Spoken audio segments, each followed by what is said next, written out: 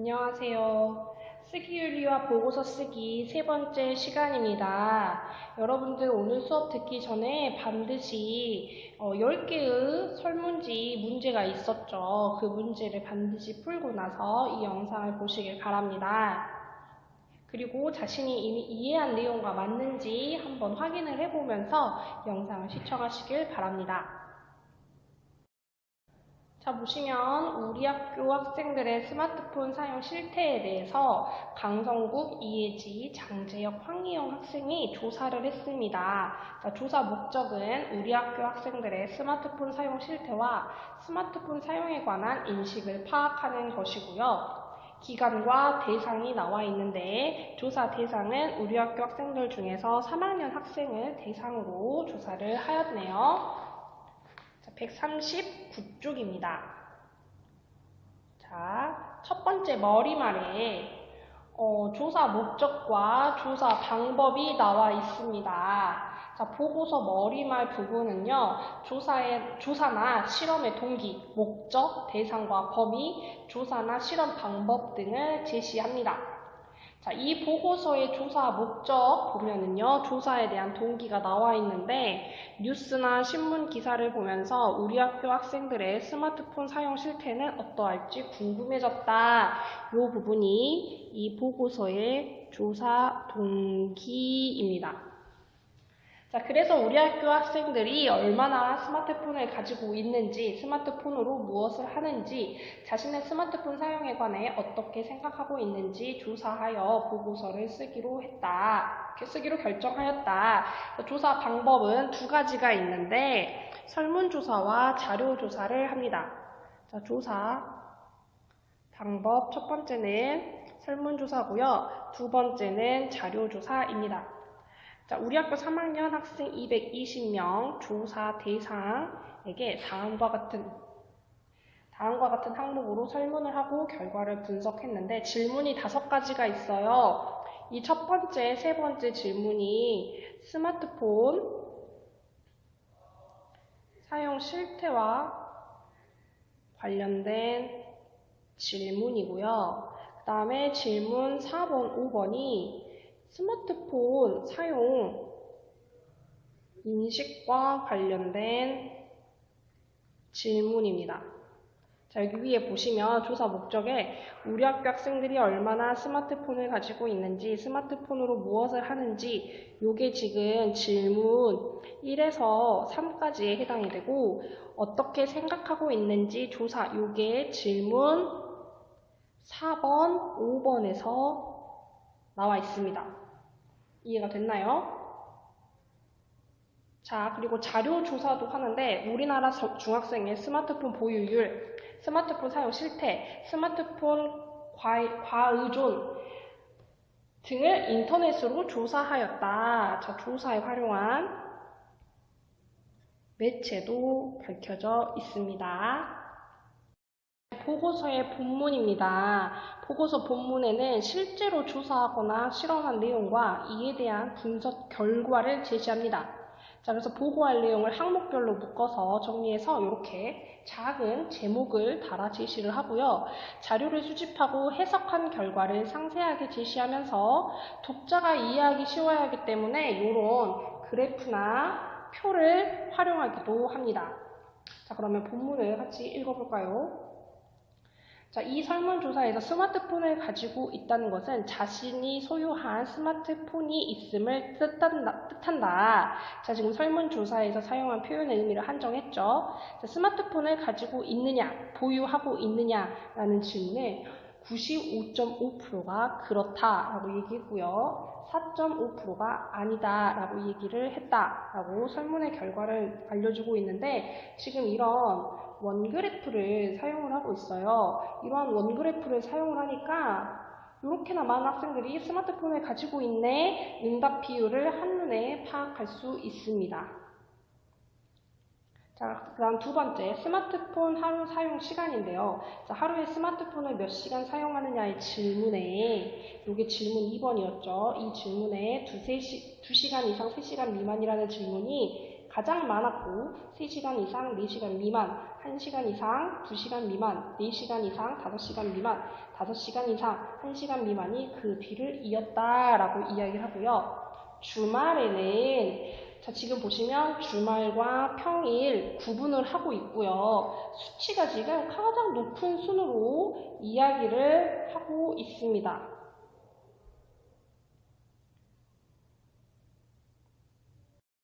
자, 그런데 여러분들 보시면 질문 2에 대한 표를 이렇게 만들어 놨어요. 이 표가 없었다면 우리는 몇 시간 이상, 몇 시간 이상이 제일 많았고, 이것만 보게 되잖아요. 그러면 내용을 한눈에 파악하기가 어렵잖아요.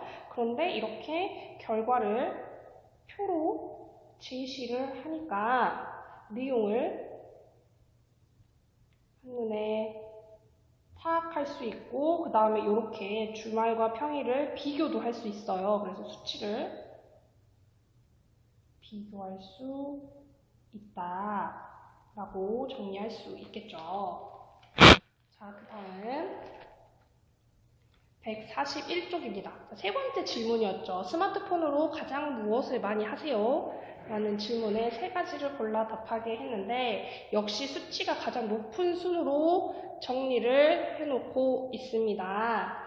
자, 그리고 이 수치 결과 후에 막대 그래프를 제시를 했는데요. 이 막대 그래프를 제시하니까 순서를 한눈에 파악할 수 있죠. 얘가 1등이구나, 그 다음에 2등이구나, 3등, 4등, 5등이구나. 이것을 한눈에 파악할 수 있게 되었죠. 자, 4번입니다. 스마트폰 사용에 관한 인식에 대해서 질문을 하는 거였는데 긍정적이고 부정적인 질문을 둘 다 했어요. 어떤 점이 좋다고 생각하세요? 긍정적인 질문이었고 왜 줄여야겠다고 생각하세요? 이거는 부정적 인식에 대한 질문이겠죠. 자, 스마트폰을 사용하면 어떤 점이 좋다고 생각하느냐? 긍정적인 질문에 45.7%의 학생 역시 가장 많은 수치를 이야기해 줍니다. 스트레스를 풀 수 있다. 새로운 정보를 얻을 수 있다라는 대답이 24.8%, 사람들과 교류할 수 있다 14.3% 등등이 이었다. 자, 얘네들 역시도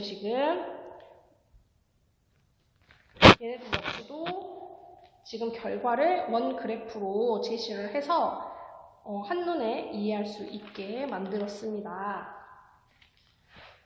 그 다음 장입니다. 142쪽. 자, 스마트폰을 줄여야겠다고 생각한 적이 있느냐? 요거는 스마트폰에 대한 부정적 측면에 대해서 질문을 한 거예요. 역시 가장 많은 수치를 먼저 이야기해 주는데 68.1%의 학생이 그렇다. 스마트폰 사용에 문제가 있다 라고 생각을 한다는 거죠.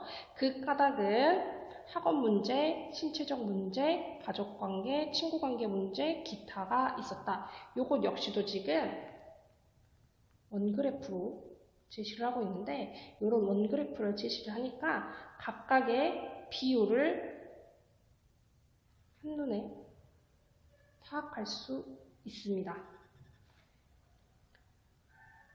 자, 결과 종합 분석입니다. 자, 우리 학교 학생들의 스마트폰 보유율은 95.5%인데 이 결과는 정보통신정책연구원에서 조사한 우리나라 중학생의 스마트 보유율인 92%보다 조금 더 높았다. 보시면 정보통신정책연구원에서 조사했다라는 결과를 가지고 왔는데 이런 공신력이 있는 기관의 발표 자료를 가지고 오면 어떤 효과가 있을까요? 믿을만한 곳에서 가지고 왔기 때문에 이 글을 읽는 독자는 이거 믿을만한데? 라고 생각을 합니다. 따라서 내용의 신뢰성을 높일 수가 있죠. 자, 스마트폰 하루 사용 시간은 평일의 경우 2시간 이상 3시간 미만 사용한다는 대답이 27.6%로 가장 많았고 주말의 경우 4시간 이상 5시간 미만 사용한다는 대답이 29.1%로 가장 많았다. 평일과 주말 사용 시간의 차이는 학교에 가는 날인가 아닌가가 영향을 끼친 것으로 보인다. 지금 주말과 평일의 시간이 왜 차이가 날까? 이 차이의 원인을 조사자들이 분석을 한 것입니다. 자, 자, 주목할 점은 15.2%의 학생이 주말에 5시간 이상 사용한다고 응답한 것이다. 만약 스마트폰 사용 시간을 스스로 조절하기 어려워지면 스마트폰 과의존이 될 수 있으므로 이 수치는 조금 염려되는 부분이다. 이건 누가 염려한 거예요? 조사자들이 염려하는 부분이죠. 자, 스마트폰으로 동영상 시청, 음악 감상을 한다는 대답이 32.2%로 이게 질문 3번에서 제일 많았던 대답이었어요. 이는 스마트폰 사용의 장점을 재미를 얻고 스트레스를 풀 수 있다. 이게 가장 많았던 대답이었는데 연결된다. 지금 자신들의 조사 결과를 분석을 계속해서 하고 있어요. 자, 그 밖에 인상적인 점은 스마트폰으로 무엇을 많이 하느냐는 질문에 기타라고 대답한 학생 가운데 반 넘는 수가 스마트폰으로 공부를 한다고 답한 것이다. 이는 온라인 학습과 관련된 것으로 보인다. 이것도 왜 이런 대답이 많이 나왔을까? 어떤 것이 영향을 줬을까? 영향을 준 것이 무엇인지 조사자들이 분석한 내용입니다. 대답에 영향을 준 것이 무엇인지 분석을 한 내용입니다. 자, 스마트폰을 가지고 있는 학생 가운데 68.1%가 스마트폰 사용을 줄여야겠다는 생각을 한 적이 있다고 답하였는데 이는 스마트폰 사용으로 문제를 겪고 있음을 간접적으로 보여준다. 그리고 스마트폰 사용 시간을 줄여야겠다고 생각할 까닭으로 1등이 뭐였냐면 학업 문제였습니다. 스마트폰 사용으로 공부에 지장이 있음을 짐작할 수 있다. 이는 과학기술정보통신부와 한국정보화진흥원에서 조사한 결과도 비슷하다. 자, 지금 공신력 있는 기관의 조사 결과를 가지고 왔습니다. 그 이유는 뭐를 높이기 위해서였죠? 신뢰성을 높이기 위해서입니다. 심지어 공신력 있는 기관 조사 결과와 우리 조사 보고서의 결과가 비슷하다라는 것을 밝히고 있다는 건 보고서의 결과가 그만큼 믿을만 하지 않을까라고 신뢰성을 높이고 있는 거죠. 자, 이 보고서에 따르면 스마트폰 사용 때문에 청소년이 겪는 가장 큰 문제는 학업 수행에 지장이 있다는 점이라는 것이다. 그래서 맺은말입니다. 자, 이 보고서 맺은말 부분의 특성은요, 그동안 얘기했던 내용을 요약하고 결론을 맺는 형태로 구성이 됩니다. 그리고 보고서를 썼을 때 부족했던 점과 앞으로의 계획을 밝히기도 합니다. 자, 읽어볼까요? 우리는 이 조사를 통해서 많은 학생이 스마트폰을 가지고 있고 스마트폰을 사용하는데 적지 않은 시간을 보내고 있음을 알 수 있었다. 그리고 스마트폰 때문에 생길 수 있는 문제를 걱정하거나 이미 문제를 겪고 있는 학생들이 있음을 알 수 있었다. 지금 자신들의 조사를 통해 알게 된 점을 요약해서 제시하고 있습니다. 스마트폰으로 재미를 줬고 스트레스를 풀고 새로운 정보를 얻는 것도 좋지만 스마트폰 때문에 중요한 것을 놓치고 있는 게 아닌지 돌아볼 필요가 있다. 자신의 스마트폰 사용 습관을 돌아보고 점검해보고 스마트폰을 적절하게 잘 사용하기를 바란다. 요거는 누구에게 바라는 점이에요? 독자에게 바라는 점이겠죠. 자, 그리고 마지막에 보고서 쓰기 윤리에 있었죠. 출처를 밝히고 있습니다. 이러한 곳에서 참고를 했다라고 보고서를 마치고 있습니다. 자, 여러분들 이렇게 우리 학교 학생들의 스마트폰 사용 실태에 대한 보고서를 함께 읽어보았는데요. 자, 이 보고서는 조사 보고서이고요. 주제는 제목에서 나왔듯이 우리 학교 학생들의 스마트폰 사용 실태입니다. 자, 특징으로는 스마트폰이라는 학생들에게 친숙한 주제를 다루고 있고요. 머릿말, 본문, 맺은말에 소제목을 붙여서 글의 구성을 한눈에 알아볼 수 있겠어요. 자, 보시면 이렇게 머릿말, 하위 항목, 본문, 하위 항목 이렇게 소제목을 붙여서 눈에 보이기 쉽게 했고요.